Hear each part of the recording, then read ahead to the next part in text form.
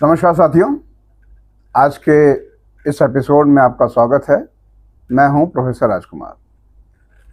आज के इस अंक में जिस विषय पर हम चर्चा करने जा रहे हैं वह उद्यमियों की एक बहुत ही विकट समस्या है और वो समस्या है कैश की समस्या, नकदी की समस्या।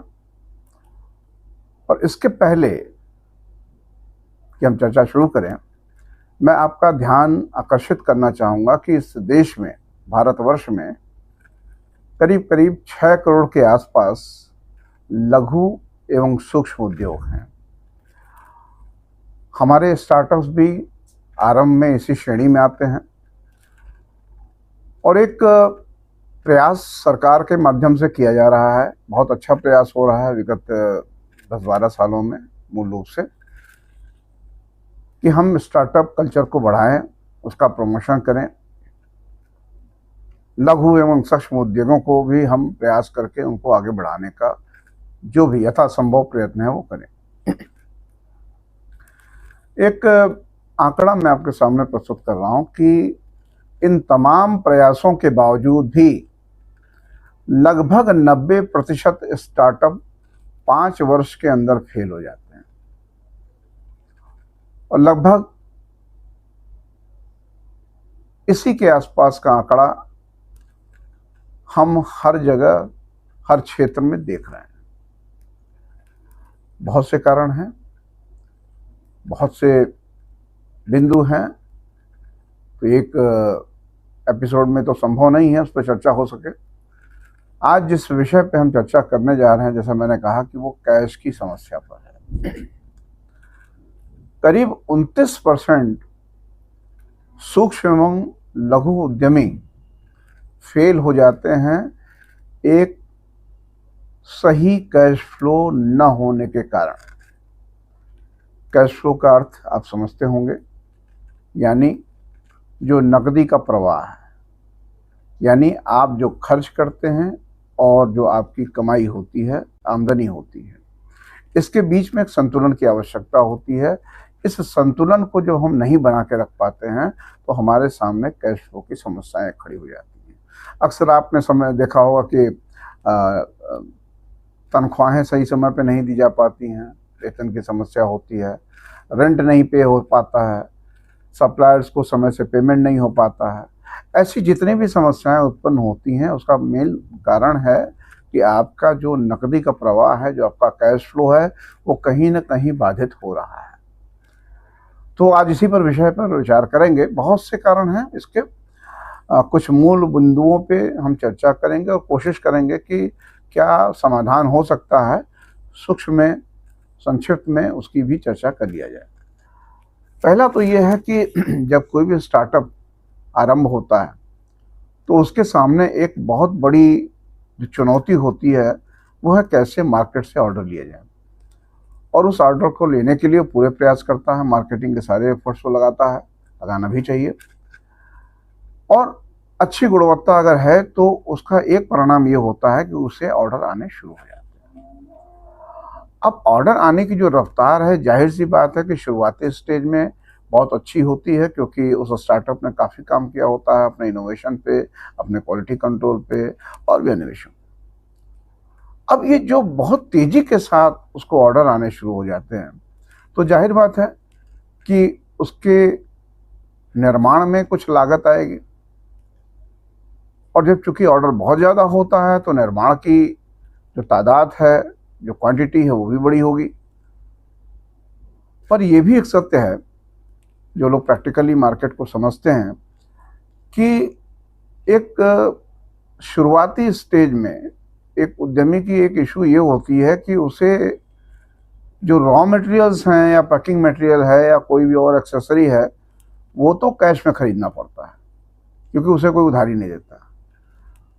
पर वो जो माल अपना बेचता है वो उधारी पे बेचता है, यानी उसके पास से खर्च बहुत ज़्यादा होता है और आमदनी की रफ्तार उस हिसाब से कम होती है। क्योंकि ऑर्डर आ रहे होते हैं तो जाहिर सी बात है कि हम चाहेंगे कि ऑर्डर ज़्यादा है। हमारा ध्यान ऑर्डर के जल्दी से जल्दी निर्माण, ज़्यादा से ज़्यादा निर्माण, उसकी सप्लाई, इस पर केंद्रित होता है। तो हम प्रॉफिट को थोड़ा सा आरंभ में इग्नोर करके चलते हैं या साइड में रख के चलते हैं कि भाई पहले ऑर्डर तो आए, पहले हम इसे बेचे तो सही। और यहाँ पे दिक्कत आती है कि आपका जो इनफ्लो है, यानी जो आपकी आमदनी है, वो बहुत स्लो होती है और जो खर्च होता है वो बहुत हाई होता है। दूसरा, चूंकि डिमांड जनरेट करनी होती है, मांग को उत्पन्न करना होता है, तो मार्केटिंग बहुत ज़्यादा तादाद में होती है। मार्केटिंग के तमाम पहलू जो भी हैं, आप ज़्यादा से ज़्यादा लोगों को रखते हैं, ज़्यादा से ज़्यादा आप उसके प्रमोशन पे खर्च करते हैं, उसके डिस्ट्रीब्यूशन पे खर्च करते हैं, पूरी सप्लाई चेन को मैनेज करते हैं, ज़्यादा से ज़्यादा आदमियों को रखते हैं। इन तमाम बातों में आपका पैसा खर्च होता है। अभी आमदनी आनी बाकी होती है या धीमे गति से आ रही होती है। जाहिर बात है कि आपकी कंपनी नई है तो अपने प्रोडक्ट डेवलपमेंट पे आप फोकस करते हैं, उसमें भी एक अच्छा खासा पैसा खर्च होता है, इनोवेशन पे है, रिसर्च एंड डेवलपमेंट पे है। ये तमाम बातें जो होती हैं, ये आपके खर्च को बढ़ा रही होती हैं। किसी भी कंपनी के लिए, जो नया उद्यमी है उसके लिए एक बहुत बड़ा विषय होता है ब्रेक इवन पॉइंट को अचीव करना। ब्रेक इवन पॉइंट का अर्थ आप समझते होंगे, ये वो स्थिति होती है जब आप न प्रॉफिट में होते हैं न लॉस में होते हैं। अब ये जो ब्रेक इवन का पीरियड है, वो जितना बढ़ेगा वो उस उद्यमी के लिए उतनी ही समस्याएं खड़ी करेगा। उसकी लागत बढ़ेगी क्योंकि महंगाई बढ़ रही है, तो इसका ध्यान रखना होगा। और एक जगह और समस्या आती है उद्यमियों को, वो है उनकी ऑपरेशनल इनएफिशिएंसी, यानी जो डे टू डे बेसिस पे उनके ऑपरेशनल खर्चे होते हैं उस पर उनका नियंत्रण सही ढंग से नहीं होता, या शायद उस पर बहुत ज़्यादा वो ध्यान नहीं देते हैं। ये भी आपकी लागत को बढ़ाता है और आपके कैश फ्लो को इफेक्ट करता है। क्योंकि मिस मैनेजमेंट ऑफ फंड का एक बहुत बड़ा उदाहरण, मैं नाम तो नहीं लूँगा, लेकिन ऐसी कई स्टार्टअप हुए इधर भी 2-3 सालों के अंदर, जिनको फंडिंग तो बहुत अच्छी हुई पर इन्होंने अपने फंड को सही ढंग से मैनेज नहीं किया, और सही ढंग से मैनेज न कर पाने के कारण वो कंपनियां आज या तो बंद हो गई या बिल्कुल लॉस में हैं। बहुत से ऐसे मैक्रो इकोनॉमिक फैक्टर्स होते हैं जिस पे हमारा नियंत्रण नहीं होता, जैसे आज युद्ध हो रहा है, अभी 4 साल पहले एक कोविड का सीन था। तो ऐसे हालात भी हमारे सामने कैश फ्लो की दिक्कतें करते हैं, क्योंकि रॉ मटेरियल की लागत बढ़ जाती है, हमारा डिमांड कम हो जाता है और हमारी प्रॉफिट पर असर पड़ता है। हम जब कोई भी बिजनेस करते हैं तो एक बहुत महत्वपूर्ण भाग होता है वो फोरकास्टिंग, यानी हम एक भविष्यवाणी करते हैं कि करीब करीब कितनी हमारी सेल होगी साल भर में, दूसरे साल में, तीसरे साल में, चौथे साल में, 5वें साल में। ये एस्टिमेशन एक हमारा होता है। अब कभी कभी हम ओवर एस्टिमेट भी कर देते हैं। ओवर एस्टिमेशन करने के कारण क्या होता है कि हम बहुत ज़्यादा माल को बनाने शुरू कर देते हैं और उसमें हमारा बहुत सारी पूंजी उस माल को बनाने में खर्च हो जाती है, उसके रॉ मटेरियल को खरीदने में खर्च हो जाती है, और उस हिसाब से ऑर्डर आते नहीं, तो हमारा जो इन्वेंट्री है वो डंप हो जाता है। वो इन्वेंट्री की जो लागत है वो हमको कहीं ना कहीं पे नुकसान पहुंचाती है, हमारे कैश फ्लो को बहुत बुरी तरीके से प्रभावित करती है। क्योंकि क्या होता है कि अगर आपने जो अनुमान लगाया और उस हिसाब से अगर सेल नहीं हुई तो रेवेन्यू कम हो जाएगी आपकी। एक और गलती करते हैं लोग शुरुआती स्टेज में, अपनी जो प्राइसिंग पॉलिसी जो बनाते हैं वो या तो बहुत महंगी कर देते हैं या बहुत कम कर देते हैं। उनको लगता है हम बहुत कम कर देंगे तो हम जल्दी से मार्केट में पेनिट्रेट कर जाएंगे, ज़्यादा से ज़्यादा हमको ऑर्डर्स प्राप्त होने शुरू हो जाएंगे। लेकिन याद रखिए, ये महंगाई का दौर है, आपकी लागत बढ़ जाएगी, आपको एक प्रॉफिट मार्जिन अपने जितने भी चैनल पार्टनर्स हैं उनको, चाहे वो डिस्ट्रीब्यूटर हों, स्टॉकिस्ट हों, कैरिंग फॉरवर्डिंग एजेंट्स हों, सबको देना पड़ेगा। और अगर वो सही समय पर उनको नहीं प्राप्त हुआ तो हो सकता है कि आपका प्रोडक्ट न बेच के किसी और का प्रोडक्ट बेचें। तो एक प्राइसिंग स्ट्रेटजी पे ध्यान दीजिए कि उसको ऑप्टिमाइज करना है और समयानुकूल उसको परिवर्तित भी करते रहना है। बजट बनाते समय बहुत सावधान रहिए। सही बजट न बनाने से क्या होता है कि कई बार आप या तो बहुत बड़ा बजट बना देते हैं या बहुत ही छोटा बजट बना देते हैं, बिना इस बात का ध्यान में रखे हुए कि जिस हिसाब से आपकी कंपनी को ग्रो करना है उस हिसाब से आपकी कंपनी की भी आमदनी बढ़नी चाहिए। ऐसा ना हो कि कंपनी बहुत तेज़ी से बढ़े टर्नओवर के पॉइंट ऑफ व्यू से, लेकिन प्रॉफिट के पॉइंट ऑफ व्यू से वो घटती चली जाए।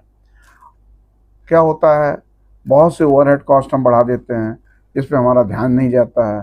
तो ये सब कहीं ना कहीं हमारे नकदी के प्रवाह को प्रभावित करती है, क्योंकि इनिशियली कोई भी कंपनी जो काम कर रही होती है वो छोटे स्तर पे काम करती है और उसका जो ऑर्डर आता है वो कम आता है, तो उसकी निर्माण की लागत बढ़ जाती है और जो पर यूनिट कॉस्ट है वो बहुत हाई होता है। तो आपको इकोनॉमीज ऑफ स्केल का फ़ायदा नहीं मिलता, वो तब मिलेगा जब आप थोड़े एस्टैब्लिश हो जाएंगे, जब आपके पास ऑर्डर ज़्यादा आएंगे, तब जा करके आपको इसका फ़ायदा मिलता है। शुरुआत में फ़ायदा नहीं मिलेगा।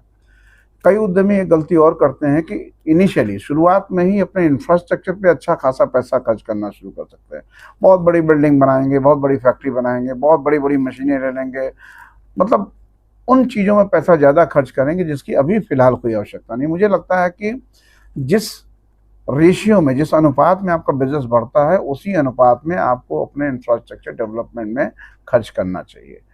ये ना हो कि आप शुरू में खूब ढेर सारी हायरिंग कर लीजिए, बहुत से लोगों को रख लीजिए, उस हिसाब से आमदनी आ नहीं रही, उस हिसाब से आपके खर्चे बढ़ते चले जा रहे हैं।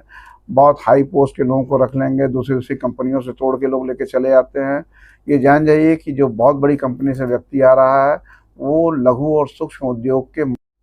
एक बात हमेशा याद रखना चाहिए कि जब हम हायरिंग कर रहे हों तो हमें ये ध्यान रखना है कि जिन लोगों को हम लेके आ रहे हैं दूसरी कंपनियों से तोड़ करके, खास करके जो बड़ी बड़ी कंपनियां हैं, उनका कल्चर अलग है। वहाँ से जो लोग भी आ रहे हैं वो उन प्रोडक्ट्स की मार्केटिंग करते रहे हैं जिनकी डिमांड शुरू से बहुत अच्छी रही, जिनका ब्रांड ऑलरेडी इस्टेब्लिश रहा है। अभी आपके ब्रांड को इस्टेब्लिश होना बाकी है। तो क्या उनके अंदर ये क्षमता है कि आपके ब्रांड को वो इस्टेब्लिश करा सकते हैं? अन्यथा ये हैवी हायरिंग की वजह से जो आपके ऊपर खर्च आएगा वो आपके कैश फ्लो को डिस्टर्ब करेगा। कभी कभी हम अपनी ही कंपनियों की ओवर वैल्यूएशन करा जाते हैं और आगे दिक्कत आती है कैश बर्न, यानी आपके पास जो कैश है वो बहुत जल्दी समाप्त हो जाता है। एक कॉन्सेप्ट है, आप जानते होंगे, कैश रनवे, यानी आपके पास जो कैश है, वर्तमान कैश है, उसके बिना कितने समय तक कंपनी को रन कराया जा सकता है, यानी फिलहाल जो कैश है उसमें कितने समय तक कंपनी रन करेगी और उसके बिना फिर क्या हालत होगा आपका। तो इस कैश रनवे का मिस कैलकुलेशन भी कभी कभी दिक्कत कर जाता है। हमको लगता है कि इस कैश में 6 महीने कंपनी चल जाएगी और होता क्या है कि 3 महीने में ही हमें समस्या आनी शुरू हो जाती है। तो ऐसी बहुत सी बातें हैं जो आपको आपके कंपनी को चलाने में दिक्कतें खड़ी कर सकती हैं, आपके कैश फ्लो को डिस्टर्ब कर सकती हैं। और एक मंत्र मैं हमेशा स्टार्टअप्स को देता हूं जो आपको याद रखना चाहिए: think big, start small, grow gradually and grow globally. Think big, बड़ा सोचिए, पर स्टार्ट स्मॉल, छोटे से शुरुआत करिए। ग्रो ग्रेजुअली, धीरे धीरे बढ़ने की कोशिश करिए, क्योंकि बिजनेस है, रिस्क होगा इसमें। और अगर आप धीरे धीरे बढ़ रहे हैं तो अगर कुछ गलतियां करेंगे तो उसको समय पे सुधार भी पाएंगे। बहुत तेजी से बढ़ेंगे तो सुधार नहीं पाएंगे, आप बड़े नुकसान में चले जाएंगे। क्यों? क्योंकि बिजनेस को बढ़ाना भी जरूरी है। ग्लोबलाइजेशन का दौर है, आपके पास पूरी दुनिया है, पूरे विश्व के मार्केट हैं जो आपको एक अच्छी अपॉर्चुनिटी देते हैं। अभी आपको ध्यान होगा कि जब थोड़ा सा अमेरिका ने टैरिफ रेट को बढ़ाया था तो भारत ने ऐसे बहुत से मार्केट्स को अल्टरनेटिवली खोजना शुरू कर दिया जहां पर हम अपने एक्सपोर्ट को कैसे भी कर। तो ध्यान रखें, इन बातों को अगर हम अमल में लाएंगे तो निश्चित रूप से हम अपनी जो कैश की समस्या है उसके निजात भी पाएंगे और अपने बिजनेस को हम बढ़ा पाएंगे। अपने बिजनेस को बढ़ाने के दौरान में इस फार्मूले को ध्यान रखें: think big, start small, grow gradually, grow globally. बहुत बहुत धन्यवाद।